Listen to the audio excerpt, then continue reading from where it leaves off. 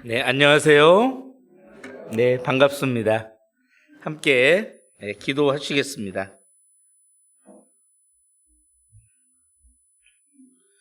우리의 마음과 삶의 왕이시오 주인 되시는 거룩하신 우리 아버지 하나님 감사합니다.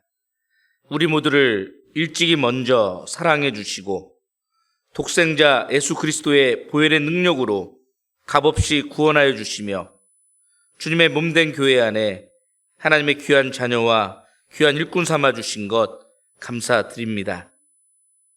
이 시간 하나님의 사랑하심을 입고 예수 그리스도의 피로 거듭나 성도라 부르심을 입은 사랑하는 광주 서부교회 형제 자매님들 하나님의 말씀 앞에 나왔습니다.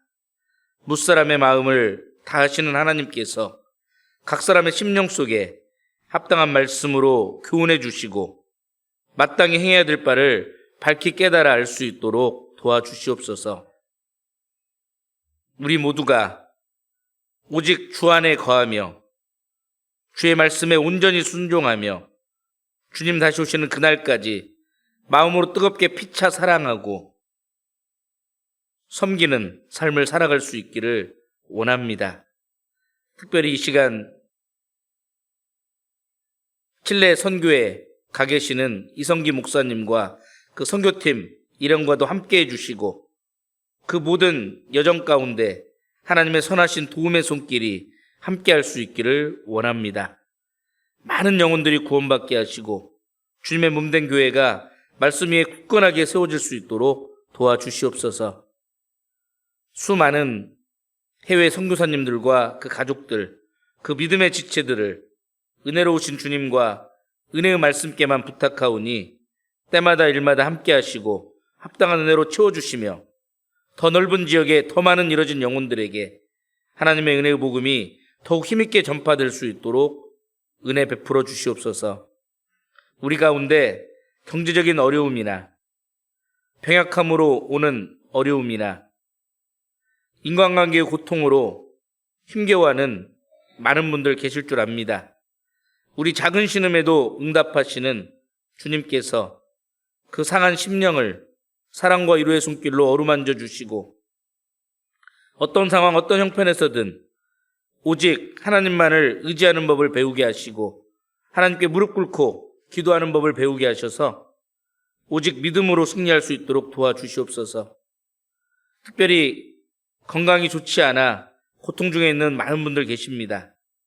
믿음의 기도는 병든 자를 일으키고 의인의 간구는 역사하는 힘이 많다는 말씀을 의지하여 하나님께 간구하오니 여호와 라파 치료의 하나님께서 치료의 능력으로 더해 주셔서 좀 더 건강한 몸과 심령으로 주를 위한 온전한 헌신의 삶을 살아갈 수 있도록 은혜를 더하여 주시옵소서. 오늘 모든 그 말씀 가운데 은혜의 성령께서 함께 하시고 친히 이끌어 주시옵소서. 언제나 우리와 함께 하시며 때마다 일마다 도와주시는 예수 그리스도 이름으로 감사하며 기도드립니다. 아멘. 함께 누가복음 17장을 보시겠습니다.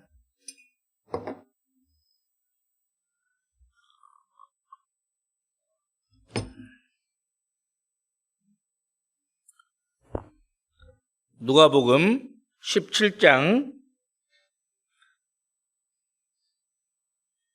7절부터 10절까지 함께 읽어보시겠습니다. 너희 중에 누게 밭을 갈거나 양을 치거나 하는 종이 있어 밭에서 돌아오면 저더러 곧 와 앉아서 먹으라 할 자가 있느냐? 도리어 저더러 내 먹을 것을 예비하고 띠를 띠고 나의 먹고 마시는 동안에 수종 들고 너는 그 후에 먹고 마시라 하지 않겠느냐? 명한 대로 하였다고 종에게 살해하겠느냐? 이와 같이 너희도 명령받은 것을 다 행한 후에 이르기를 우리는 무익한 종이라 우리의 하여야 할 일을 한 것뿐이라 할지니라. 반갑습니다. 광주 서부교회는 수년 만에 지금 두 번째 방문인 것 같습니다. 너무나도 기대가 되고 너무 이제 감사한 마음으로 왔는데요. 사실 요즘 환절기잖아요. 너무나도 건조하고 자칫하면 감기에 걸리기 쉬운 그런 환경인데, 저도 어제 그제 그 환절기 때문에 그 목 상태가 좋지 못합니다. 그래서 좀 양해 말씀 드리고요. 그래서 좀 너무 아쉬웠습니다. 목 상태가 안 좋아가지고 설교하는 게 좀 부담스럽더라고요. 그래도 순교를 각오하고서라도 말씀을 전해보도록 하겠습니다. 여기 서부교회는 제가 오래전에 광주교회 있을 때 제가 이제 남부교구를 담당했었는데, 그 남부교구 섹션에 들어있었던 그 곳이었던 것 같아요. 물론 이제 남부교회도 자립하고 공성교회도 자립하고 먼저 서부교회도 자립하고 했지만, 오래전에 같이 교제했던 분들도 여러분 계셨었고, 또 하나님께서 부르셔서 먼저 하늘나라에 이제 가 계신 분도 계시고요. 그래서 이제 광주에서 같이 신앙생활 했던 분들도 많이 계실 거라고 믿습니다. 오늘은 이 누가복음 17장 본문을 중심으로 무익한 종으로서의 섬김이라는 제목으로 말씀을 상고해보고 주님께서 우리에게 주시는 교훈과 은혜를 함께 나누고자 합니다. 신앙생활을 여러 가지로 정해볼 수 있지만 주님과 주님의 몸된 교회를 사랑하고 섬기는 생활이다. 섬기는 생활이다 라고 정해볼 수 있고, 주님을 본받는 생활이다. 주님을 닮는 생활이다 라고 정해볼 수 있습니다. 특별히 주님과 주님의 몸된 교회를 섬기는 신앙생활 속에서 우리의 마음과 태도가 어떠해야 될지를, 우리의 삶의 모습은 어떠해야 될지를 생각해보는 그런 귀한 시간이 되었으면 좋겠습니다.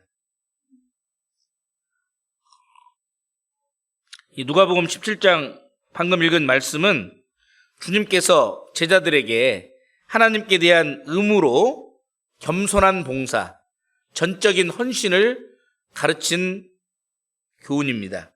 겸손한 봉사, 전적인 헌신. 이 본문에 보면 한 주인과 종이 등장하잖아요. 한 주인과 종. 이 주인과 종의 관계는 우리의 구세주일 뿐만 아니라 우리의 마음과 삶의 왕이시오 주인 되신 주님과 주님의 종된 우리 개개인 그리스도인의 모습으로 적용해보고 교훈받아 볼 수 있습니다.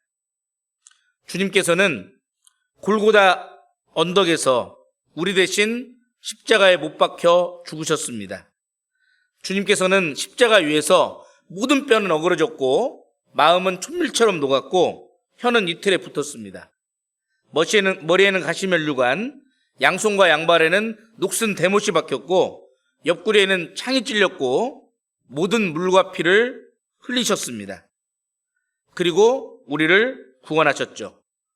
그 보혈의 능력으로, 그 피값으로 우리를 사셨습니다. 그렇기 때문에 우리의 삶의 주권은 우리에게 있는 것이 아니라 그분, 주님께 있는 거거든요.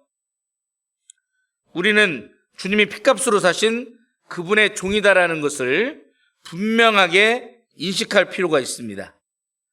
우리는 예수 그리스도의 피값으로 산 종입니다. 그래서 고린도전서 7장 23절에는 너희는 값으로 산 것이니 사람들의 종이 되지 말라. 고린도전서 6장 20절에는 너희는 너희의 것이 아니라 값으로 산 것이 되었으니 그런즉 너희 몸으로 하나님께 영광을 돌리라 라고 말씀하고 있습니다. 너희는 너희의 것이 아니라고. 주님께서 피값으로 사셨기 때문에 우리의 삶의 목적은 먹든지 마시든지 무엇을 하든지 다 하나님의 영광을 위하여 하는 삶이라고 하는 것. 주님이 피값으로 사셨기 때문에 우리가 우리의 삶의 주인이 아니라는 것. 우리의 삶의 주인은 주님이시라는 것을 분명하게 알 필요가 있습니다. 많은 그리스도인들은 주님이 자신을 위해 죽으셨다는 것을 믿고 있습니다. 그분이 구세주라고 하시는 것을 확실하게 믿고 있습니다. 그런데 실제적인 삶 속에서 자신의 마음과 삶을 주님께 온전히 드리지 못하고 있어요. 자기가 여전히 주인이 되고 있고, 자기가 하고 싶은 것을 하고 자기가 가고 싶은 곳에 마음대로 가기를 원하고 있어요. 그런데 정말 우리의 마음과 삶이 주님의 것이라면 우리가 하고 싶다고 하면 안 됩니다. 우리가 가고 싶다고 가면 안 되는 거거든요. 주님이 우리가 하기 원하시는 것을 내가 해야 되고, 주님이 내가 가기를 원하시는 곳에 내가 가야 되거든요.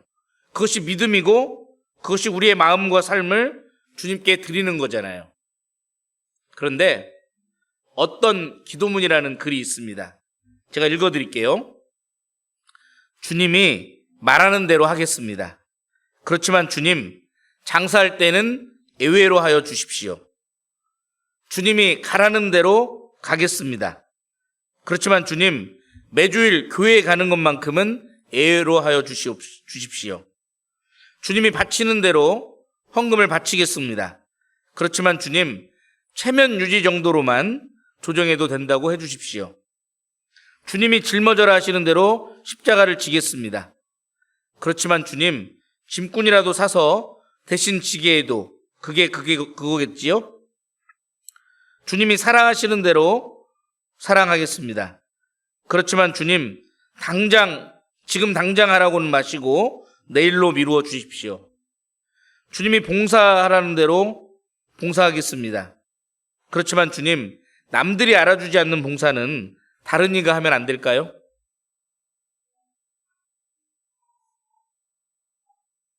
우리에게도 이러한 합당치 않은 마음이 있다면 진정한 의미에서 주님을 주님이라 부를 수 없고, 그분은 우리의 마음과 삶의 진정한 주인이 되실 수 없을 겁니다. 그분을 정말 우리의 마음과 삶의 왕이요 주인답게 온전히 섬겨야 되거든요. 고린도후서 4장 5절을 보겠습니다. 본문 표시해 두시고요. 본문은 표시해 두겠습니다. 빨리 돌아올 수 있도록. 고린도후서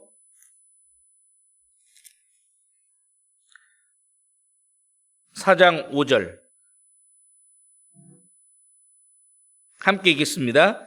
우리가 우리를 전파하는 것이 아니라 오직 그리스도 예수의 주 되신 것과 또 예수를 위하여 우리가 너희의 종된 것을 전파함이라.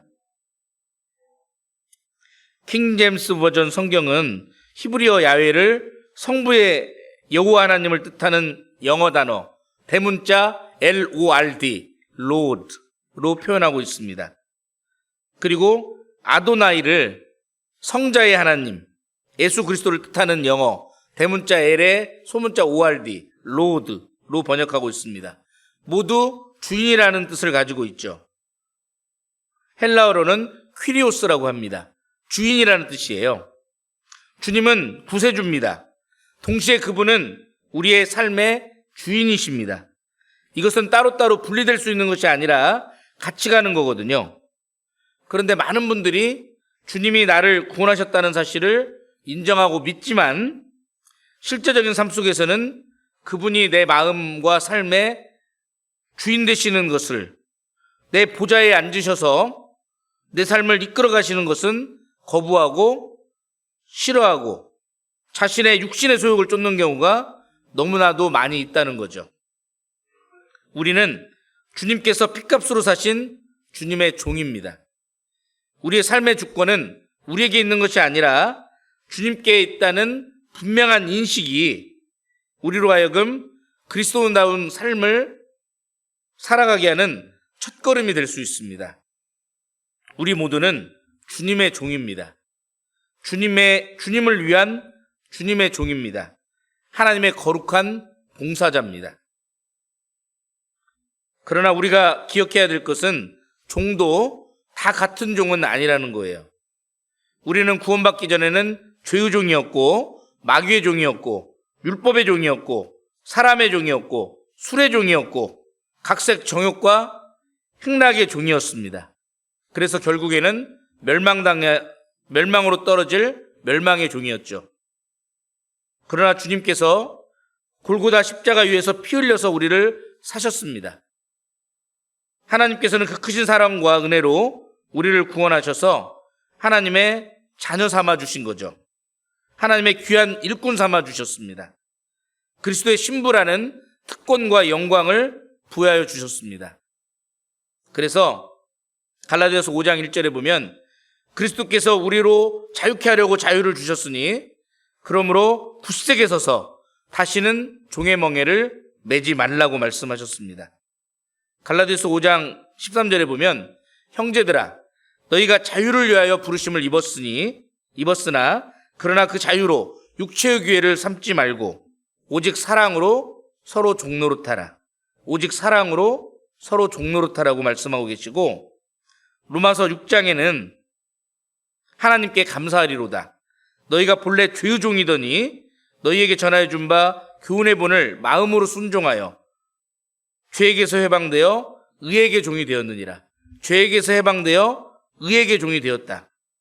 우리의 영적인 신분이 하나님의 자녀, 그리스도의 신부임에는 틀림없는 사실이지만 동시에 우리는 주님의 종이라는 거죠. 이전에는 죄의 종, 멸망의 종이었지만 이제는 하나님 앞에서 하나님의 종, 의의 종, 예수 그리스도의 종, 사랑의 종이 되었다는 사실도 잊어서는 안 됩니다. 이것을 망각하게 되면 우리가 종이라고 하는 우리의 신분을 망각하게 되면 우는 사자같이 두루다니며 삼킬자를 찾고 있는 우리 대적 마귀의 가장 강력한 무기인 이 교만이라는 독화살을 맞고 자신도 모르게 교만해져서 겸손한 봉사, 전적인 헌신을 행할 수 없게 됩니다. 그렇게 되면 주님과 교회를 위한 봉사와 헌신은 더 이상 특권도 아니고 영광도 아니고 은혜 위에 은혜도 아니고 선물도 기회도 아니고 단지 의무감과 부담감, 짐으로 여겨질 수밖에 없는 거죠. 벗어버리고 싶은 그런 것일 수밖에 없는 거죠. 그래서 우리가 주님 앞에서 종의 모습이다라는 것을 반드시 기억해야 하고 실제적인 삶 속에서도 묵상하고 실제로 주님의 종된 삶을 살아가겠다고 결단하고 실제로 그러한 삶을 살아가셔야 됩니다.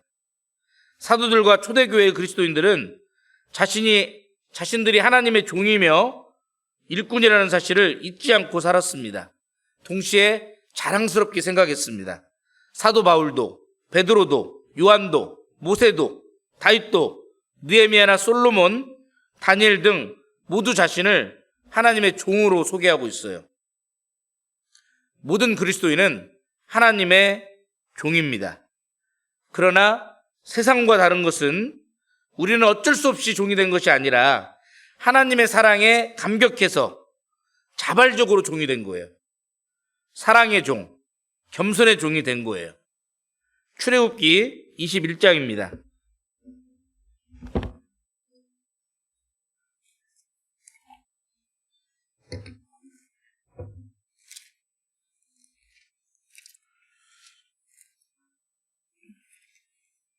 출애굽기 21장 2절부터 6절까지.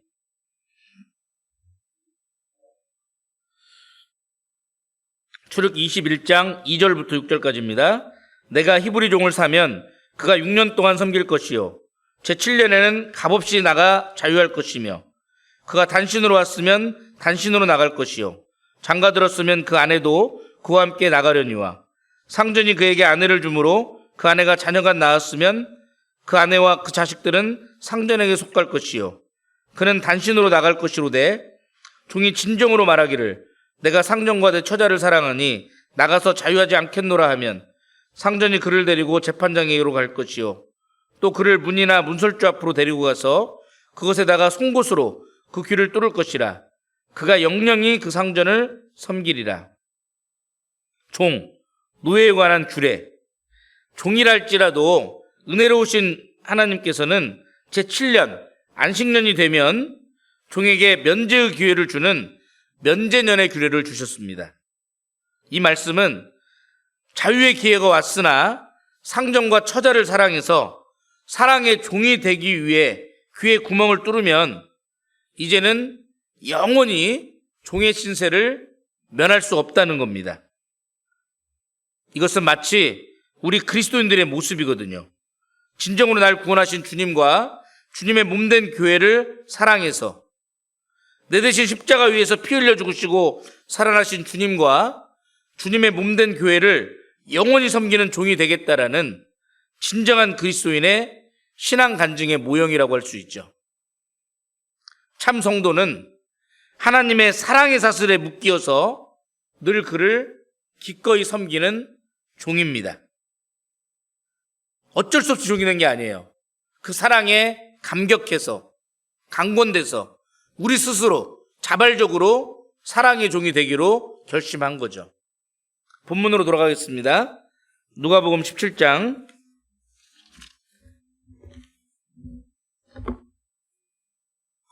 7절입니다. 너희 중에 누게 밭을 갈거나 양을 치거나 하는 종이 있어 밭에서 돌아오면 저더러 곧 와 앉아서 먹으라 할 자가 있느냐? 없다는 뜻이죠.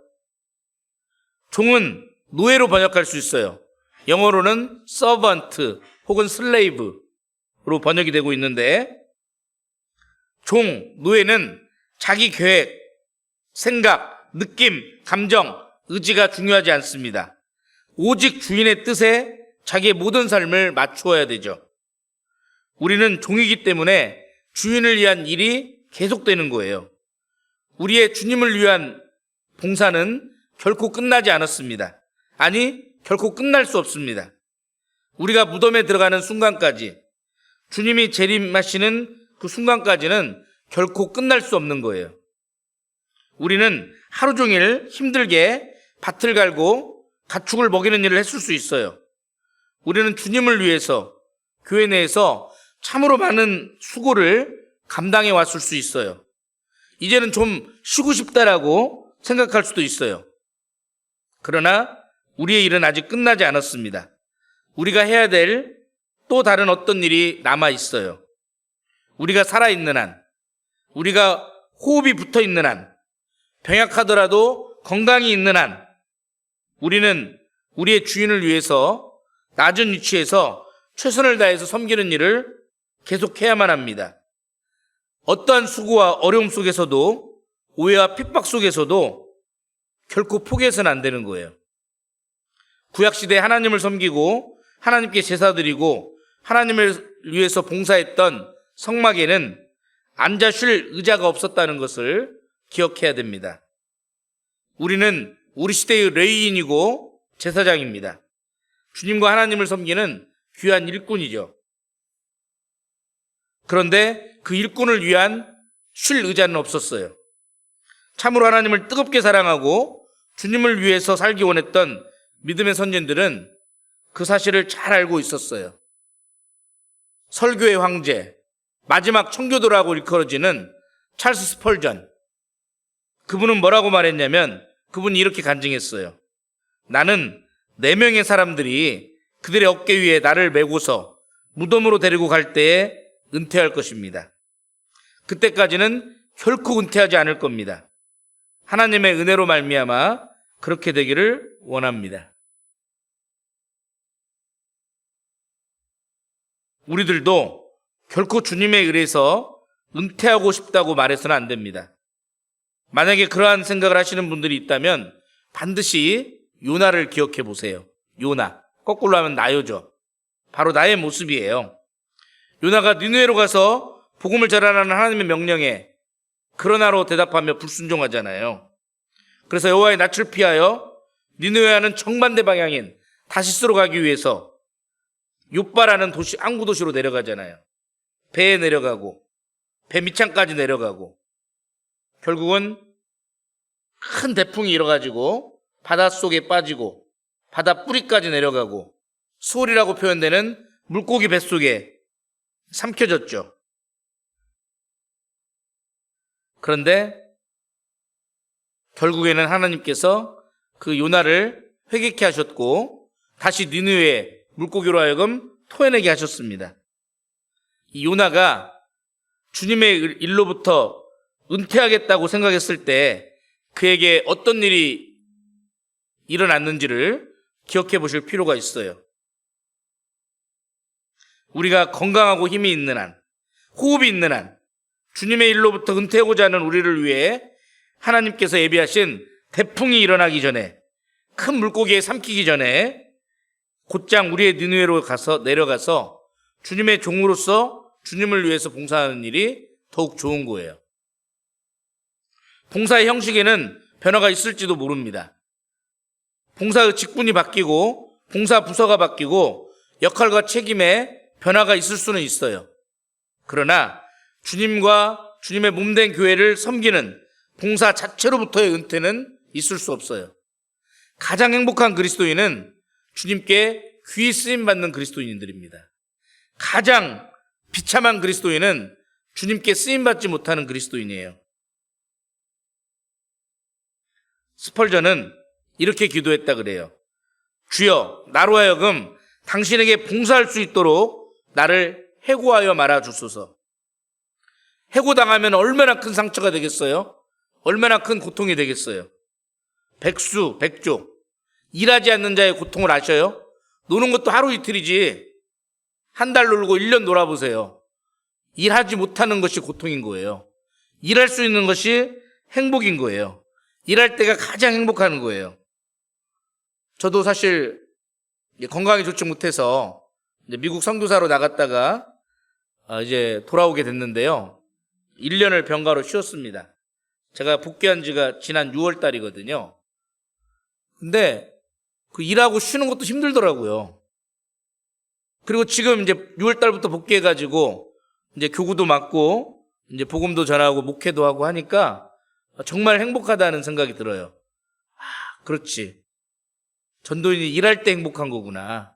설교할 때 행복한 거구나. 너무 감사하더라고요. 세상 일도 그런데 주님을 위한 일, 봉사에는 은퇴란 있을 수 없는 거예요. 이 스펄전의 기도는 하나님의 마음에 합한 사람이었던 다윗의 간구와도 동일한 내용입니다. 다윗 또한 간절하게 주님을 위해서 살기를, 주님을 위해서 일하기를 간절히 원했어요. 시편 27편을 보겠습니다.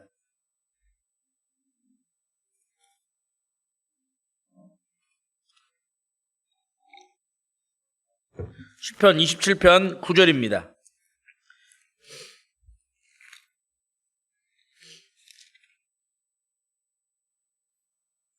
(27편 9절) 주의 얼굴을 내게서 숨기지 마시고 주의 종을 노하여 버리지 마소서. 주는 나의 도움이 되셨나이다. 나의 구원의 하나님이시여, 나를 버리지 말고 떠나지 마소서. 나를 버리지 말고 떠나지 마소서. 주님을 위해 살고 싶습니다. 주님을 위해 일하고 싶습니다. 라는 다윗의 고백이에요. 우리는 우리의 봉사가 아직 끝나지 않았다는 사실에 대해서 감사해야 합니다. 왜냐하면 그것은 주님께서 계속해서 우리를 기뻐하신다는 사실을 보여주기 때문이죠. 주님께서 우리를 기뻐하시는 동안에는 주님은 반드시 우리들에게 주님을 위해서 할 수 있는 어떤 일을 주실 거예요. 우리들의 주님을 위한 봉사는 아직 끝나지 않았다는 걸 기억하셔야 돼요. 연말이 되면 많은 분들이 담임 목사님께 전화를 하거나 찾아갑니다. 목사님, 저 이제 임원 빼주세요. 저 그만두고 싶어요. 쉬고 싶어요. 저는 그런 분들에게 이렇게 권면해 줍니다. 내 능력에 맞는 일을 구하지 말고 내게 맡겨진 일에 맞는 능력을 구하십시오. 그게 믿음입니다. 나를 보면 할 수 없지만 나에게 일을 맡겨주신 그 주님께서 나와 함께 하시고 도와주시겠다는 약속이 있잖아요.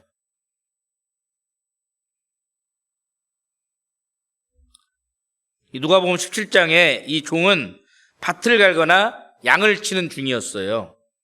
우리에게도 밭에 일이 있고 양을 치는 일이 주어져 있어요. 밭에 씨를 뿌리듯이 복음의 씨를 뿌리는 일과 성도들인 양떼를 돌보는 일이 주어져 있는 거예요. 다시 말해 복음 전파의 사명과 성도 양육의 사명이 맡겨져 있는 거예요.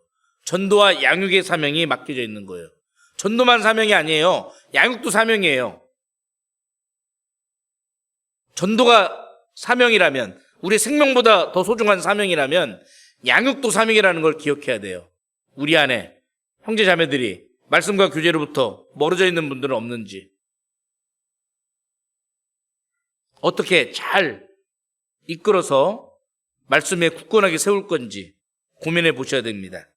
자, 본문의 8절 9절을 보겠습니다. 도리어 저더러 내 먹을 것을 예비하고 띠를 띠고 나의 먹고 마시는 동안에 수종 들고 너는 그 후에 먹고 마시라 하지 않겠느냐? 명한 대로 하였다고 종에게 살해하겠느냐? 예비하고 띠를 띠고 수종 들고, 이 종이 고된 일과를 마치고 밭에서 돌아오자마자 주인은 그에게 앉아서 먹으라고 권하지 않습니다. 그 대신에 주인의 먹을 것을 예비하고 띠를 띠고 주인이 음식을 먹고 마시는 동안 수종 들으라고 명합니다. 그런 연후에야 종은 식사하도록 허락을 받을 수 있겠죠. 예비한다는 것은 적절히 준비한다는 거예요. 띠를 띈다는 것은 힘을 쓰기 위해서 띠를 매는 거잖아요. 수종 둔다는 것은 서브한다는 겁니다. 서브에서 서비스라는, 봉사라는 명사가 나왔잖아요. 봉사는 단순히 일을 하는 것이 아니라 받들 봉자 섬길 사자, 일사가 아니에요. 섬길 사자예요. 받들 봉자 섬길 사자, 받들어 섬긴다는 뜻이에요. 단순히 일한다는 뜻이 아니에요. 영어로는 work 한다는 것이 아니고 serve 한다라고 말해요. 섬김에는 자녀가 부모를 섬기는 것처럼, 신하가 임금을 섬기는 것처럼, 종이 주인을 섬기는 것처럼 낮고 겸손한 마음, 진실되고 충성된 마음이 있어야 합니다. 낮고 겸손한 마음, 진실되고 충성된 마음이 없다면 단순히 일을 할 수는 있겠지만 섬김은 없는 것이다 라고 말할 수 있어요. 가룟 유다도 주님의 일을 워크할 수는 있었어요. 일할 수는 있었어요. 그렇지만 진정한 의미에서 서브, 섬김은 없었다고 말할 수 있어요. 우리의 은사가 적고 재능이 부족해서 일에 있어서 그 효용성은 떨어질 수 있지만, 그러나 정말 낮고 겸손한 마음으로, 올바른 마음으로, 진실되고 충성된 마음으로 일할 수 있다면 우리는 섬김의 삶을 살고 있다고 할 수 있을 거예요. 우리는 크고 작은 모든 일에 단순히 일을 하는 차원에서가 아니라 우리 주님을 뜨겁게 사랑하고 주님께 충성하는 마음으로 온전하고 진실하게 섬겨야 합니다. 무슨 일을 하든지 마음을 다하여 죽게 하듯 하고 사람에게 하듯 하지 말아야 합니다. 누가복음 17장 9절입니다. 명한 대로 하였다고 종에게 살해하겠느냐? 주인은 그렇게 했다고 해서 종에게 살해하지 않습니다. 그것은 종이 마땅히 해야 할 일이기 때문이죠. 종의 소유권은 주인에게 있어요. 종은 결국 그의 주인에게 속했으며 그의 우선적인 의무는 순종하고 봉사하는 것이거든요. 이것저것을 다 한 후에 피곤한 상태에도 주인의 수종을 드는 것이 합당한 종된 모습입니다. 생각해 보십시오. 여러분이 정말 사랑하는 사람, 은혜를 입은 사람, 만나면 기쁘고 헤어지기 싫은 사람이 여러분의 집을 오늘 밤 방문한다면 참으로 마음이 기쁘지 않겠습니까? 즐겁지 않겠습니까? 무언가 하나라도 더 음식을 장만해서 주고 싶고 선물도 주고 싶고 1시간이라도 10분만이라도 아니 1분만이라도 좀 더 많은 시간 교제를 나누고 싶지 않을까요? 정말 친한 해외교회 형제자매님이 오늘 밤 우리 집에 온다면 기쁘지 않겠어요? 저는 이제 해외 선교사로 한 12년, 13년 살았기 때문에 해외에서도 정말 가까이 지냈던 형제자매님들이 많이 계셔요. 근데 이제 자주 해외에서 이제 오신 형제님들이 저를 이제 보러 올 때가 있어요. 그러면 마음이 너무너무 기쁘거든요. 비록 뭐 좋은 집은 아니지만, 사택에 사니까 뭐 넓은 집은 아니지만, 그래도 집에서 묵으시고 가면 너무나도 좋고 또 교제가 기쁘고 그러더라고요. 사람이라 할지라도 그러할진데 나를 위해 피 흘려 죽으시고 나와 함께 동행하시고 나에게 참으로 좋은 것으로 주시기 원하시는 주님이 오늘 밤 내 집을 찾아오신다면 여러분이 못할 일이 있겠습니까? 참으로 주님을 위한 수종이라면 못할 것이 없어요. 오늘 밤 우리 집에 주님을 초대해서 그분을 위해 수종한다면 평생의 영광으로 생각할 거예요. 주님이 나의 집으로 찾아오신다면 내가 주님을 위해서 무엇이든 못하겠습니까? 다 할 거예요. 그런데 우리가 중요한 것을 관가하고 있을 수 있어요. 바로 주님의 몸이 교회이고 형제 자매다라는 거죠. 요한일서 4장 20절에 보면 누구든지 하나님을 사랑하노라 하고 그 형제를 미워하면 이는 거짓말하는 자니 보는 바 그 형제를 사랑치 아니하는 자가 보지 못하는 바 하나님을 사랑할 수가 없느니라고 말씀하고 있습니다. 겸손히 교회를 섬기고 형제자매를 섬기는 것이 주님께 수종되는 것이다라는 것을 기억할 필요가 있어요. 마태복음 25장입니다.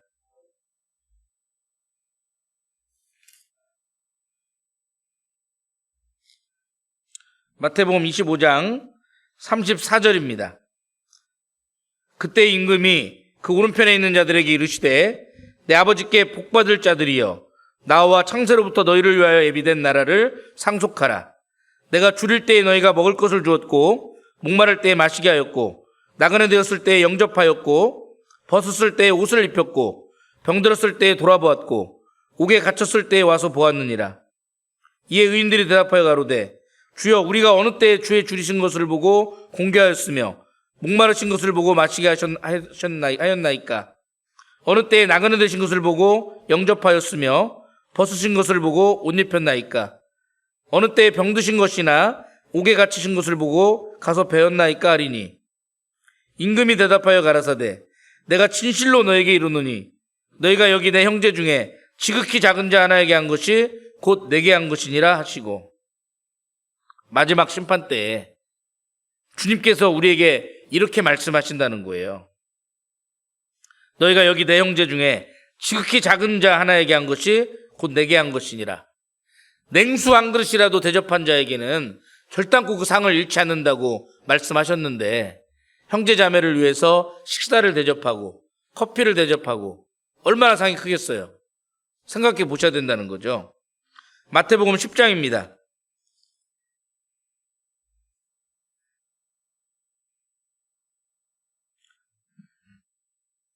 40절부터 42절까지 너희를 영접하는 자는 나를 영접하는 것이요 나를 영접하는 자는 나 보내신 이를 영접하는 것이니라. 선지자의 이름으로 선지자를 영접하는 자는 선지자의 상을 받을 것이요 의인의 이름으로 의인을 영접하는 자는 의인의 상을 받을 것이요 또 누구든지 제자의 이름으로 이 소자 중 하나에게 냉수 한 그릇이라도 주는 자는 내가 진실로 너에게 이르노니 그 사람이 결단코 상을 잃지 아니하리라 하시니라. 너희를 영접하는 자는 나를 영접하며 나를 영접하는 자는 나 보내신 이를 영접하는 자니라. 선지자의 이름으로 선지자를 영접하는 자는 선지자의 상을 받을 것이고 그랬죠. 가끔 많은 그리스도인들이 오해하는 경우가 있어요. 목사님들은 참 좋겠어요. 전도집회에서 많은 영혼들 구원받고 그러면 상이 참 크겠어요. 그런데요, 그 전도집회를 위해서 한 영혼을 위해서 주차 안내를 하고 식당에서 밥을 짓고 방송실에서 찬양대에서 봉사를 하고 찬양을 하고 함께 말씀을 들어주고 기도해주고 성경을 찾아주고 그 모든 수고를 했다면 선지자의 이름으로 선지자를 영접하면 선지자의 상 일부, 선지자의 상 일부 조금을 받는 게 아니라 선지자를 영접하는 선지자의 상을 받을 것이라 그랬어요. 똑같이 상을 받아요. 어떠한 모양, 어떠한 모습으로든 내가 함께 수고했다면 선지자의 상 일부를 받는 게 아니라 선지자의 상 그대로를 받아요. 그걸 아셔야 돼요. 물론 단체상은 없어요. 해의 영광이 다르고 달의 영광이 다르며 별의 영광이 다른데 별과 별의 영광이 달라요. 그런데 각 사람의 행한 대로 갚아주는 건 동일해요. 내가 속히 오리니 내가 줄 상이 내게 있어 각 사람의 행한 대로 갚아주리라. 구원받은 이후에 내 상급은 내 삶이 결정하는 거예요. 주님 앞에 서게 될 때 그 영원한 영광과 상급과 그 기쁨은 구원받은 이후에 내가 어떻게 살았는지에 따라서 결정이 나는 거라고요. 예수 그리스도라는 터 위에 우리가 구원을 받았잖아요. 100% 하나님의 은혜로 똑같이 구원받았잖아요. 근데 구원받은 이후에 신앙생활은 다 다르잖아요. 그래서 고린도전서 3장에 그 우리들의 신앙생활을 터 위에 집을 짓는 모습으로 묘사하고 있잖아요. 금이나 은이나 보석으로 집을 짓는 사람이 있고 나무나 풀이나 짚으로 집을 짓는 사람이 있잖아요. 불이 지나가면 나무나 풀이나 짚은 다 타고 없어지는 거예요. 그러나 금이나 은이나 보석은 그대로 남아있잖아요. 하나님은 아주 공정하신 분이기 때문에 구원만 따먹고 그냥 마음대로 산 사람하고 구원받고 이 주님의 몸된 교회와 함께 고통받고 함께 복음을 전하고 수고하고 희생한 그 그리스도인들에게 반드시 공정한 보상으로 갚아주실 거예요. 영원한 영광과 상급과 기쁨으로 갚아주실 거예요. 그래서 히브리서 13장에 보면 형제 사랑하기를 계속하고 손님 대접하기를 잊지 말라. 이로써 부지 중에 천사들을 대접한 이들이 있었느니라. 겸손히 교회 일에 동참하고 성도를 섬기는 그것이 주님께 수종드는 것입니다. 교회를 사랑하고 형제자매를 사랑한다는 것은 교회를 위해서 형제자매를 위해서 봉사하는 것이죠. 그래서 갈라디아에서는 오직 사랑으로 서로 종노릇하라고 말씀하고 있잖아요. 서로 사랑으로 종노릇해라. 봉사는 사랑이 작업복으로 갈아입은 겁니다. 봉사란 보이지 않는 사랑이 눈에 보이는 것으로 바꾸어진 겁니다. 많은 사람의 사랑은 혀끝에 있어요. 그런데 진정한 사랑은 손끝에 있는 거예요. 우리 모두는 주님의 종, 사랑의 종, 겸손의 종으로서 교회 일에 함께 동참하고 형제 자매와 협력하여 수고하고 희생하며 봉사함으로 우리 주님께 수종들어야 됩니다. 누가복음 17장 10절입니다. 이와 같이 너희도 명령받은 것을 다 행한 후에 이르기를 우리는 무익한 종이라 우리 하여야 할 일을 한 것뿐이라 할지니라.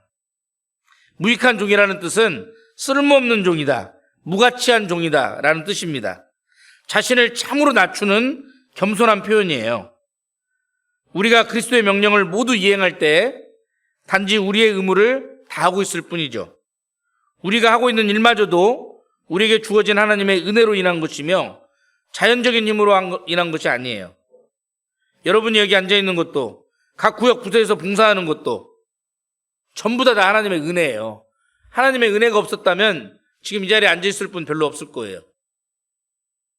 하나님께서는 우리에게 두 번째 기회를 주신다는 말이 있는데 두 번째 기회가 아니라 세 번째, 네 번째 계속해서 우리에게 기회를 주셨어요. 우리를 포기하지 않았어요. 주님의 은혜 때문에 우리가 지금 여기 앉아있는 거라고요. 내가 잘나서 내가 똑똑해서가 아니고 주님의 은혜로 앉아있는 거라고요. 사도 바울은 그것을 분명히 알고 있었죠. 나의 나 된 것은 하나님의 은혜로 된 것이니 내게 주신 그의 은혜가 헛되지 아니하여 내가 모든 사도보다 더 많이 수고하였으나 내가 아니요 오직 나와 함께 하신 하나님의 은혜로라. 모든 것이 하나님의 은혜라는 것을 고백하고 있잖아요. 우리의 모습도 이와 같아야 됩니다. 그러므로 종은 마땅히 해야 할 일에 대하여 어떤 특별한 대접이나 칭찬이나 명예를 기대해서는 안 되는 거예요. 종은 자신의 일한 것에 대해서 특별한 대접이나 칭찬을 받지 못해요. 마찬가지로 우리들도 하나님의 무익한 종으로서 겸손하게 완수해야 할 분명한 책임이 있는 거예요. 숨은 일꾼이 많은 교회가 건강하고 아름다운 교회예요. 물론 드러나는 일꾼들도 많이 있어요. 그렇지만 보이지 않는 곳에서 숨겨진 일꾼, 숨은 일꾼이 많은 교회가 더 건강하고 아름다운 교회예요. 아무도 하기 싫은 봉사, 드러나지 않는 봉사, 알아주지 않는 봉사를 행할 수 있는 그리스도인, 숨은 일꾼, 숨겨진 일꾼이 많은 교회가 정말 귀한 교회다, 아름다운 교회다라고 할 수 있고, 그리스도인의 소명과 사명을 일깨우는 많은 찬송 중에 찬송가 355장 부름받아 나선 이 몸이라는 찬송이 있잖아요. 그 3절 가사는 이렇게 돼요. 3절 가사. 존귀 영광 모든 권세 주님 홀로 받으소서. 멸시천대 십자가는 제가 지고 가오리다. 이름 없이 빛도 없이 감사하며 섬기리다. 이름 없이 빛도 없이 감사하며 섬기리다. 이런 마음이 우리에게 필요한 거예요. 은혜찬송 223장 당신의 그 섬김이 해같이 빛나리라는 찬양이 있죠.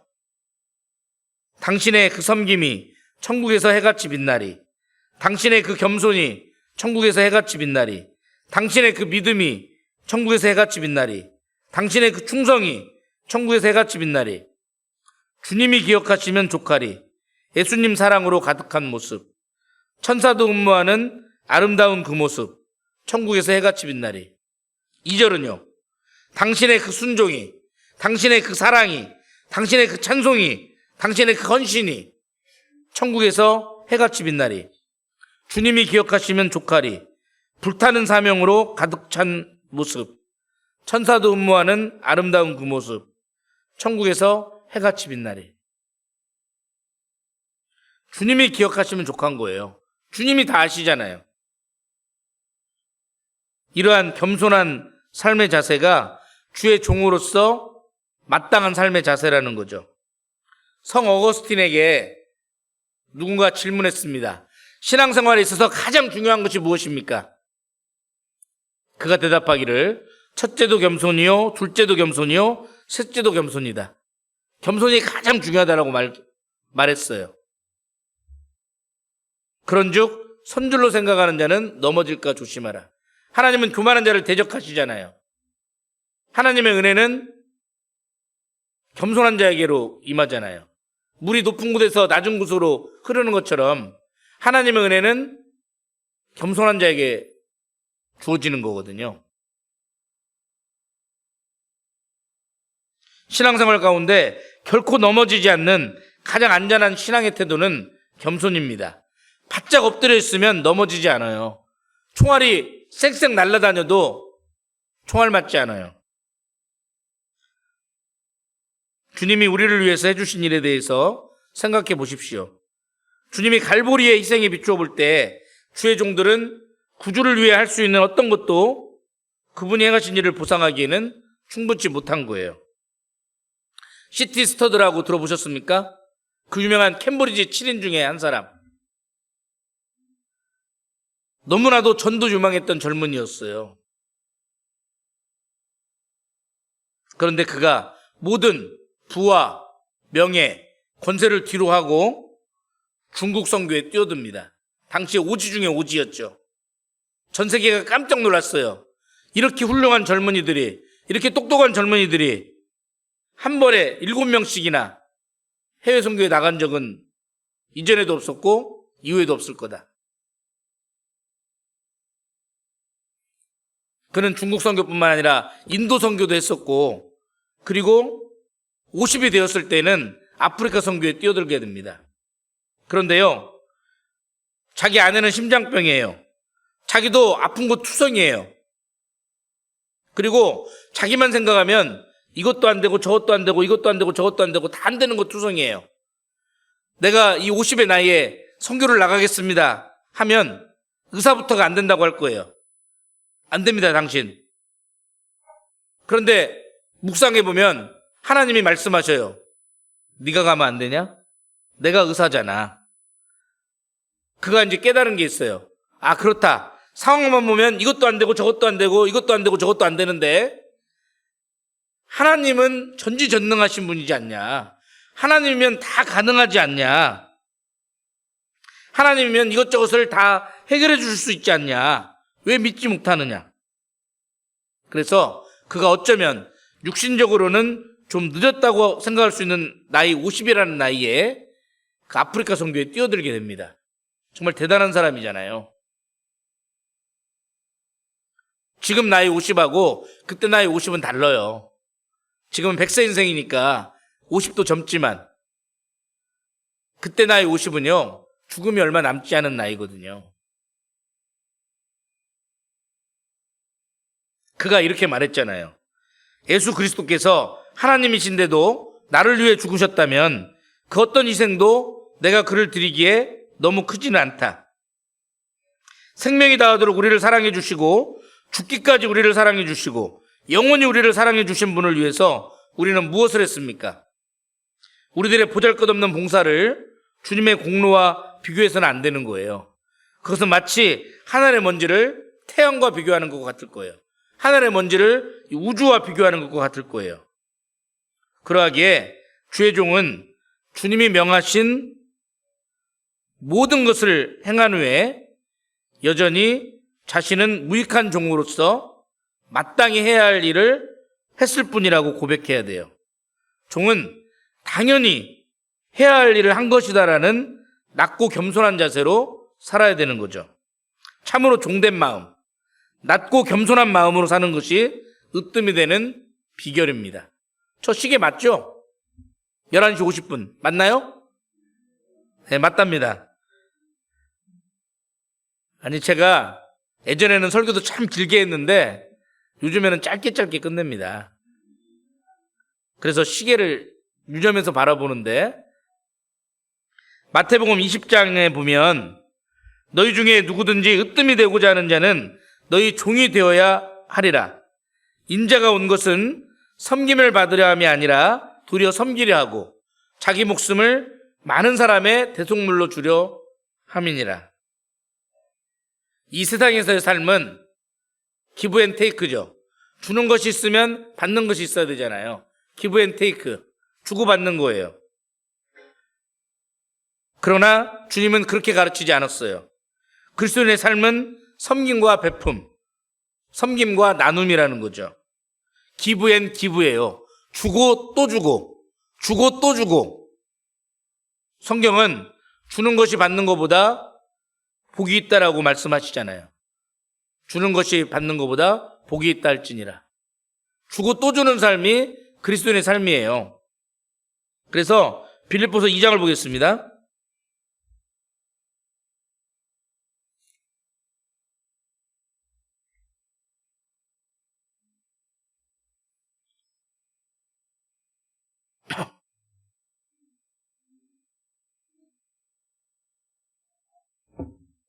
빌립보서 2장 5절입니다. 너희 안에 이 마음을 품으라. 곧 그리스도 예수의 마음이니 그는 근본 하나님의 본체시나 하나님과 동등됨을 취할 것으로 여기지 아니하시고 오히려 자기를 비어 종의 형체를 가져 사람들과 같이 되었고 사람의 모양으로 나타나셨음에 자기를 낮추시고 죽기까지 복종하셨으니 곧 십자가에 죽으심이라.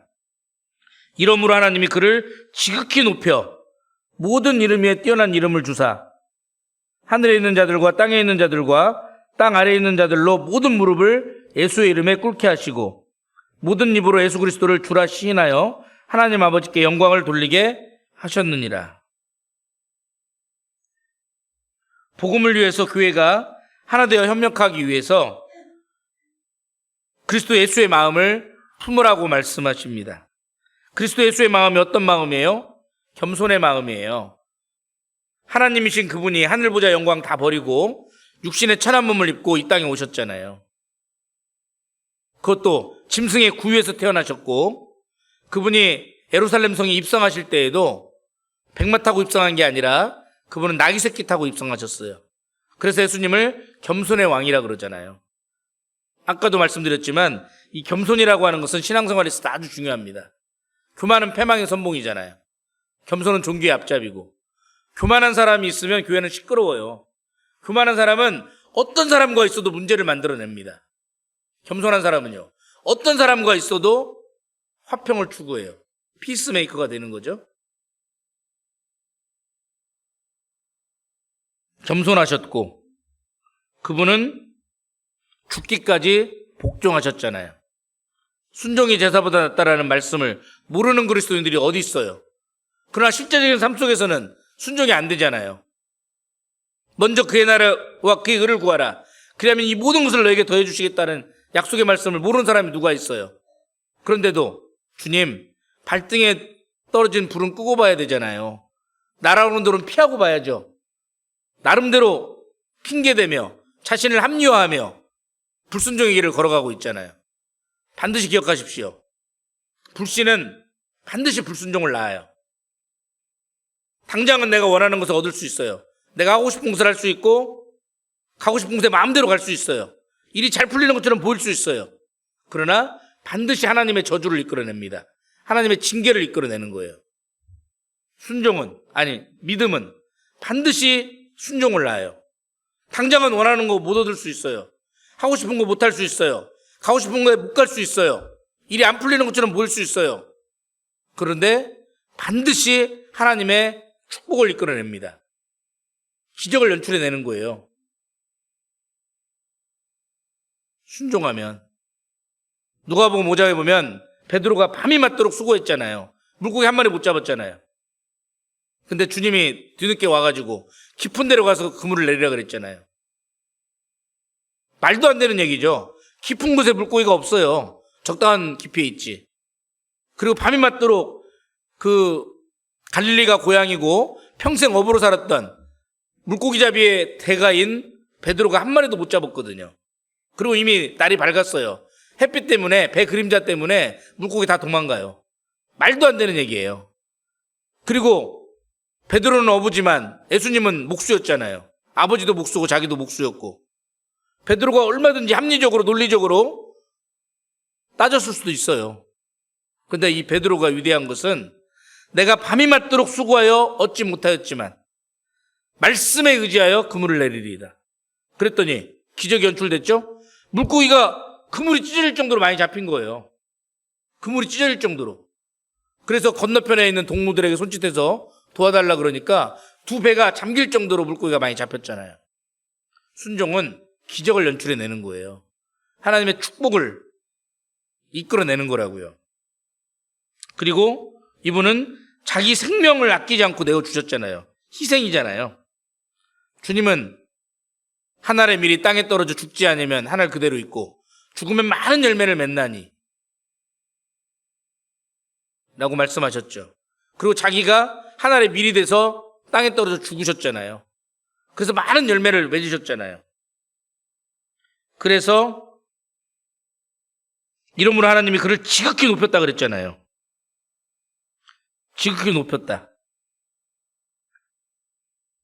주님이 스스로 종이 되어서 우리를 구원하심으로써 종된 모습의 모범을 우리에게 보여주셨고 그 결과로 마침내 영광스럽게 된 거예요. 우리가 종의 모습으로 주님을 위한 겸손한 봉사와 전적인 헌신의 삶을 살아가면서 자신들에 대하여 우리는 무익하다라는 고백을 할 때 주님께서 마지막 날에 우리를 칭찬하시고 영원한 영광과 상급으로 갚아주실 겁니다. 마태복음 25장 달란트 비유에 보면 그 주인이 이르되 잘하였도다 착하고 충성된 종아 내가 작은 일에 충성하였음에 내가 많은 것으로 내게 맡기리니 내 주인의 즐거움에 참여할지어다. 칭찬해 주셨잖아요. 5달란트 맡아서 5달란트 남긴 그 종에게 2달란트 맡아서 2달란트 남겼던 그 종에게 똑같이 칭찬해 주셨죠. 내가 속히 오리니 내가 줄 상이 내게 있어 각 사람의 행한 대로 갚아주리라. 은혜 위에 은혜죠. 너무나도 크신 은혜예요. 우리가 마땅히 행해야 하는 일을 했을 뿐인데도 하나님은 영원한 영광과 상급으로 기쁨으로 갚아주시겠다는 거예요. 그런데 나의 신앙생활의 모습은 어떻습니까? 주님의 종으로서 종된 모습으로 살아가고 있습니까? 아니면 그렇지 못합니까? 이것이 중요한 거죠.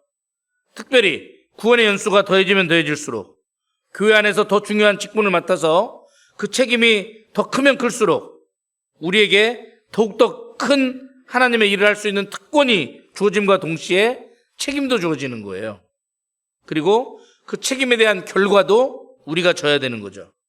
누가복음 12장입니다.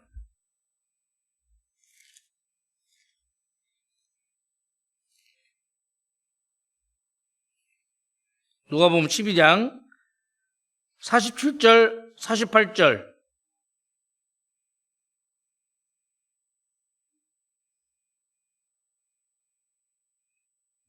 (47절) 48절 함께 읽겠습니다.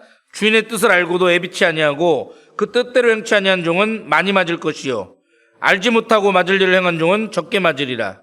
물은 많이 받은 자에게는 많이 찾을 것이요 많이 맡은 자에게는 많이 달라 할 것이니라. 특권에는 책임이 따르는 거예요. 주님의 뜻이 무엇인지를 알면서 그렇게 살지 않는 자에게는 주님의 징책이 있어요. 구원받은 연수가 더해지면 더해질수록, 그 맡은 직분이 더 귀하면 귀할수록 더 큰 책임이 따른다는 것을 기억할 필요가 있어요. 충성되고 지혜 있는 종이 되어 주인에게 그 집사람들을 맡아 때를 따라 양식을 나눠줄 자가 누구뇨? 라는 말씀처럼 종에게 필요한 것은 충성과 지혜라고 할 수 있죠. 충성과 지혜. 주님께 그런 마음을 달라고 부르짖어야 됩니다. 주님은 우리가 한때 반짝 충성하기를 원하시는 것이 아니에요. 우리가 작은 일에 충성하기를 원하시고 그 충성이 자발적인 충성, 변함없는 충성, 지속적인 충성이 되기를 원하십니다. 하나님은 지금도 충성된 자를 살피시고 계시거든요. 정말 그 마음이 변치 않고, 아니 더더욱 뜨겁게 타오르면서 지속적으로 충성할 수 있는 그런 모습이 우리에게 필요해요. 다윗은 평생의 여호와 보시기에 정직히 행했습니다. 성실과 공의와 정직한 마음으로 주의 앞에서 행했습니다. 참으로 진실되고 충성된 마음을 가지고 있었어요. 그래서 내 마음에 합한 자라는 그 칭호도 얻을 수 있었어요. 그런데 나는 주님 앞에 어떠한 모습입니까? 성경은 지극히 작은 것에 충성된 자는 큰 것에도 충성되고 지극히 작은 것에 불의한 자는 큰 것에도 불의하니라고 말씀하십니다. 다른 거 생각하지 말고 각자 자신의 11조와 헌금 뭉투를 자세히 살펴보세요. 11조와 헌금 뭉투, 내가 어떤 사람인지 드러나게 될 거예요. 영어 격언에 money talks라는 말이 있어요. money talks, 돈이 말한다. 돈이 사람의 됨됨이를 말해주는 거예요. 우리 마음이 어디에 있는지를 정확히 보여주는 거예요. 내가 무엇을 중요하게 여기고 무엇을 덜 중요하게 여기는지, 나의 삶의 목적과 가치관이 무엇인지를 정확하게 보여주는 거예요. 가계부를 쓰셨다면 가계부를 잘 살펴보세요. 내가 어떤 항목에 많은 비중을 두고 있고 어떤 항목에 많이 사용하고 있는지, 그렇지 못한지를 고백해 보셔야 돼요. 자신의 11조와 헌금 뭉투를 자세히 살펴본 후에 혹시라도 정직하지 못한, 진실되지 못하고 충성되지 못한 모습이 있다면 회개하고 돌이켜서 우리의 지극히 작은 재물에 대한 헌신부터 진실되고 충성되게 행해야 됩니다. 처음부터 불성실하고 불충성한 종은 없어요. 처음에는 다 성실하고 충성스럽게 시작해요. 그런데 지속되지가 않는 거예요. 마귀도 한때는 천사였습니다. 가룟 유다도 한때는 사도였어요. 배도자도 한때는 열심 있는 일꾼이었을 수 있어요. 그런데 중요한 것은 지속성이에요. 오늘이에요, 오늘. 지속성을 통한 진실성을 우리에게 요구하셔요. 주님을 향한 나의 사랑, 나의 봉사, 나의 섬김, 나의 수종은 지속성을 가지고 있느냐는 거예요. 신앙은 과거가 중요한 것이 아니에요. 지금 현재가 중요하잖아요. 옛날이 오늘보다 나음이 어찌미뇨 하지 말라, 이렇게 묻는 것이 지혜가 아니니라. 왕년에 한때 잘했던 것이 중요한 게 아니에요. 그것은 의미가 없어요. 지금 오늘 어떠한 모습으로 살고 있느냐가 중요한 거예요. 전도서 9장 보겠습니다. 전도서 9장.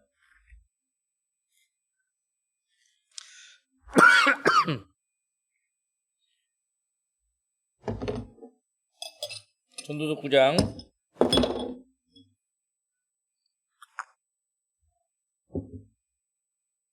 10절.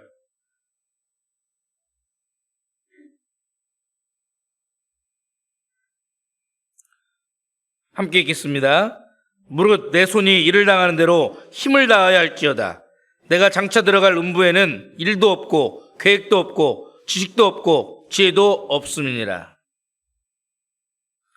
우리가 주님을 섬길 수 있는 기회, 주님의 몸된 교회를 위해 수고하고 희생하고 섬길 수 있는 기회가 우리에게 많이 남겨져 있지 않다는 거예요. 무릇 내 손이 일을 당하는 대로 힘을 다하여 할지어다. 내가 장차 들어갈 음부에는 일도 없고 계획도 없고 지식도 없고 지혜도 없습니다. 영어 격언에 이런 격언이 있어요. We do not know how many tomorrows we have. 우리는 모른다. 얼마나 많은 내일을 가지고 있는지. 얼마나 많은 내일을 가지고 있는지 우리는 알지 못해요. 오늘 밤이라도 주님이 부르시면 가야 되는 거거든요. 다 놓고 가야 돼요. 언제 주님 앞에 갈지 모릅니다. 언제 주님 앞에 설지 모릅니다. 우리가 기회가 있는 동안에 충성되게 하나님께 봉사해야 되는 거예요. 고린도전서 15장 58절에 보면 그러므로 내 사랑하는 형제들아 경고하며 흔들리지 말며 항상 주일에 더욱 힘쓰는 자들이 되라. 이는 너희 수고가 주 안에서 헛되지 않은 줄을 알미니라. 어떤 수고와 희생이라 할지라도 주님 앞에 다 기억이 되는 거예요. 결코 헛되지 않은 거예요. 오늘이라, 오늘, 현재라고 하는 의미의 영어 단어가 present입니다. present. 근데 그 또 다른 의미는 선물이라는 뜻이에요. 선물. 이 오늘이라는 시간, 이 현재라는 시간은 주님이 십자가에서 피값으로 우리를 사시고 우리에게 허락하신 하나님의 선물이거든요. 이 귀한 하루, 주께는 하루가 천년 같고 천년이 하루 같다고 그랬잖아요. 그러니까 그리스도인의 하루는 천년만큼의 가치가 있는 거예요. 왜? 온 천하보다도 소중한 한 영혼을 죽일 수도 있고 살릴 수도 있는 하루잖아요. 이 하루가. 제가 학창시절 때 유행했던 그 격언 중에 하나는 당신이 지금 쓸데없이 보내고 있는 이 하루가 어제 죽은 사람에게는 그토록 살기 원했던, 갈망했던 내일이다. 그런 하루를 우리가 살고 있는 거예요. 천년 같은 하루를 우리가 살고 있다고요. 정말 의미 있고 가치 있게 살아야 되지 않겠어요? 모세는 바로의 공주의 아들이라 칭함을 거절하고 잠시 죄악의 낙을 누리는 것보다 하나님의 백성과 함께 고난받기를 더 좋아하고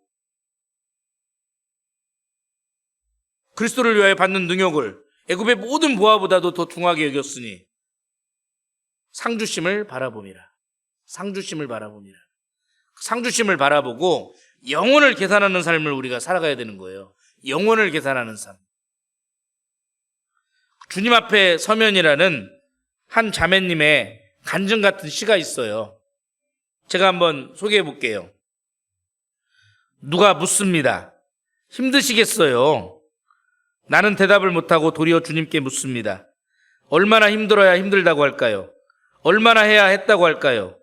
가는 날까지 더 많이 힘들고 더 많이 한 후에라도 주님 앞에 서면 여전히 부족하여 부끄러울 줄을 알기에 잠시 듣기 좋은 격려의 말이 내게는 몸둘 곳 없는 부끄러움이고 보이지 않는 채찍이 되어 따갑습니다.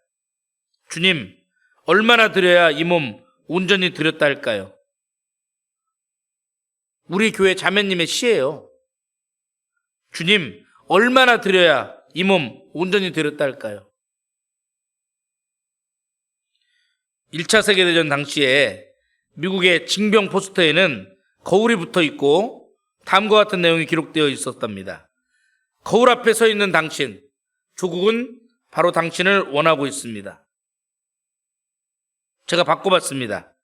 말씀 앞에 서 있는 당신, 주님은 바로 당신을 원하고 있습니다. 말씀 앞에 서 있는 당신, 주님의 몸된 교회는 바로 당신을 원하고 있습니다. 한 순교자는 이렇게 고백했다 그래요. 나에게 죽게 드릴 목숨이 하나뿐인 것이 너무나도 원통하다.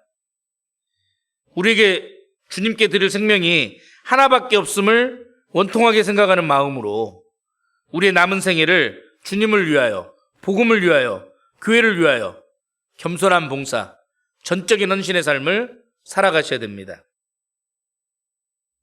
에콰도르에 복음 전하러 갔다가 그 식인종 창에 맞아 찔려 죽은 짐 엘리엇, 그는 미국 명문 휘튼 대학을 수석으로 졸업하고 모든 부귀영화, 권세 다 뒤로 던져버리고 복음을 전하러 에콰도르로 떠났습니다. 복음을 전해보기도 전에 식인종의 창에 찔려 죽었어요. 그래서 그 당시에 언론 보도에서 대서특필했습니다. What a waste. 이 어찌 쓸모없는 낭비인가. 그 전도 유명한 젊은이가 선교하러 갔다가 복음은 전해보지도 못하고 죽음이 되어서 돌아왔다. 이 얼마나 쓸데없는 낭비인가. 세상 사람들의 눈에는 그게 쓸데없는 낭비로 보였겠죠.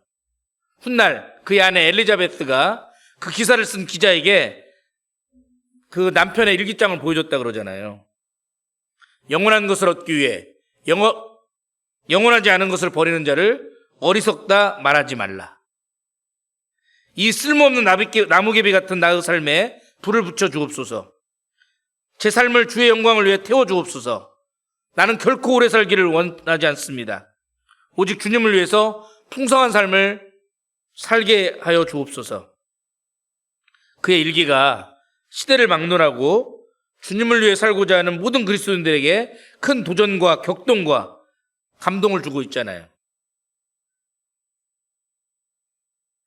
디모데후서 4장 10절 11절에 보면 데마는 이 세상을 사랑하여 나를 버리고 데살로니가로 갔고 그레스게는 갈라디아로 디도는 달마디아로 갔고 누가만 나와 함께 있느니라. 내가 올 때에 마가를 데리고 오라. 저가 나의 일에 유익하니라. 데마, 한때는 사도 바울의 귀한 복음의 동역자였죠. 바울이 복음을 전하면 한편에는 누가가, 다른 한편에는 데마가 있었어요. 데마는 정말 귀한 복음의 동역자였어요. 그런데 바울 사도가 가장 힘들 때, 가장 위로가 필요하고 가장 동역자가 필요할 때 이 데마는 바울을 버리고 복음을 버리고 하나님을 버리고 데살로니가로 떠나버렸습니다. 누가만 나와 함께 있느니라. 누가는 의사였어요.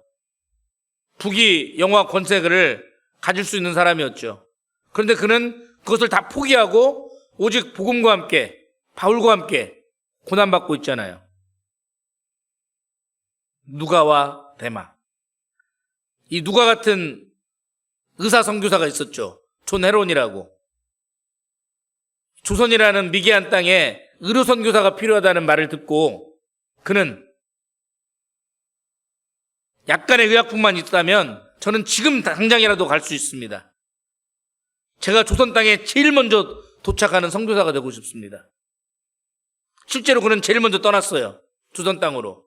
근데 오면서 여러 가지 그 사정상 조금 더 늦게 도착하긴 했죠. 언더우드나 아펜젤로보다는 늦게 도착을 했지만 그가 우리 땅에 왔어요. 그 의사가. 그렇게 누가와 같은 의사, 존 헤론과 같은 의사가 있었기 때문에 우리에게까지 복음이 전해질 수 있었죠. 신앙의 삶에는 언제나 두 갈래 길이 있습니다. 로마로 가서 고난받는 삶이 있고 데살로니가로 가서 마음껏 즐기고 사는 삶이 있어요. 주님께 귀 쓰임 받는 삶이 있고 쓰임 받지 못하는 삶이 있어요. 영혼을 계산하는 삶이 있고 이 세상 썩어질 것만을 위해 사는 삶이 있어요. 희생하는 삶이 있고 안일한 삶이 있어요. 성령을 위하여 심는 삶이 있고 육체를 위하여 심는 삶이 있어요. 나는 어느 길로 가고 있습니까? 나는 어느 길로 걸어가고 싶습니까? 나는 어떤 삶을 살아가고 있습니까? 나는 어떤 삶을 살아가고 싶습니까? 여러분들이 결정해야 돼요. 여러분들이. 서울 서부교회에 수년 만에 왔습니다. 수년 만에. 광주 서부교회. 죄송합니다. 얼마 전에 서울 서부교회 설교를 갔다 와가지고요. 여기서 계셨던 김대중 목사님이 계시잖아요. 죄송합니다. 광주 서부교회. 십수년의 모습과 비교해보면 양적, 질적, 영적으로 보다 성숙하고 성장된 모습이겠죠. 그래서 더욱 감사가 되고 주님의 은혜라고 생각합니다. 아까 잠깐 봉사장님 말씀 들어보니까 이 광주 지역에서는 두 번째로 자립한 교회더라고요. 남부교회 다음에 서부교회가 두 번째로 자립했잖아요. 몇 년도예요? 몰라요? 2000 몇 년도? 2007년?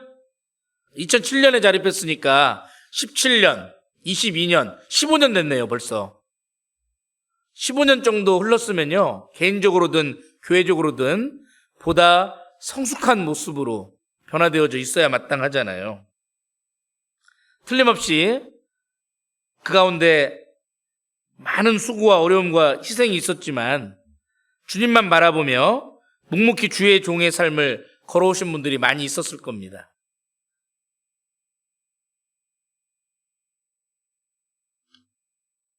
실제로 제가 그 옛날 광주교회 남부교구라는 가장 큰 교구를 담당하고 있었을 때 아마 암으로 돌아가신 것 같은데 우리 김덕종 집사님 당시에 같이 많이 봉사했던 게 기억나요. 그때 구역장님이셨거든요. 그래서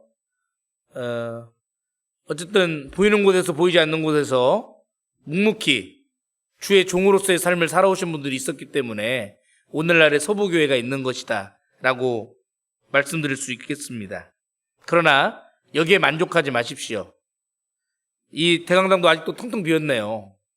이 강당이 빠른 시간 안에 차고 넘칠 수 있도록 전능하신 주님께서 우리 광주 서부교회를 통해서 제한받지 않고 능력으로 역사하실 수 있도록 주님을 위한 겸손한 봉사, 전적인 헌신의 삶을 계속 살아가시기를 소원합니다. 또 하나님께서 허락하셔서 또다시 광주 서부교회를 방문할 수 있는 기회가 주어진다면 모든 면에서 양적, 질적, 영적으로 보다 더욱 성숙한 우리 광주 서부교회의 모습을 볼 수 있기를 기대합니다. 이상입니다. 함께 기도하겠습니다. 모든 찬송과 존귀와 영광을 받으시기 합당하신 거룩하신 우리 아버지 하나님 감사합니다. 우리 사랑하는 광주 서부교회 모든 형제 자매님들, 주님 다시 오시는 그날까지 오직 주 안에 거하며 말씀에 온전히 순종하며 말과 혀로만 사랑하는 것이 아니라 행함과 진실함으로 그리하고 마음으로 뜨겁게 피차 사랑할 수 있도록 도와주시옵소서. 그 가운데 온천하보다도 소중한 많은 영혼들을 구원받게 하시고 하나님 홀로 영광 받으시기를 원합니다. 칠레 선교 중인 이성기 목사님과 선교팀 기억해 주시고 합당한 은혜로 채워주시옵소서. 목사님과 임원들 모든 성도들이 한마음과 한뜻이 되어 복음 전파의 사명과 성도 양육의 사명을 온전히 이루어갈 수 있도록 도와주시옵소서. 우리의 나머지 모든 생애가 어떠한 모양 어떠한 모습으로든 하나님의 영광과 복음과 교회를 위하여 귀 쓰임받을 수 있도록 도와주시옵소서. 우리와 항상 함께 하시며 때마다 일마다 도와주시는 예수 그리스도 귀하신 이름 받들어 감사하며 기도드립니다. 아멘.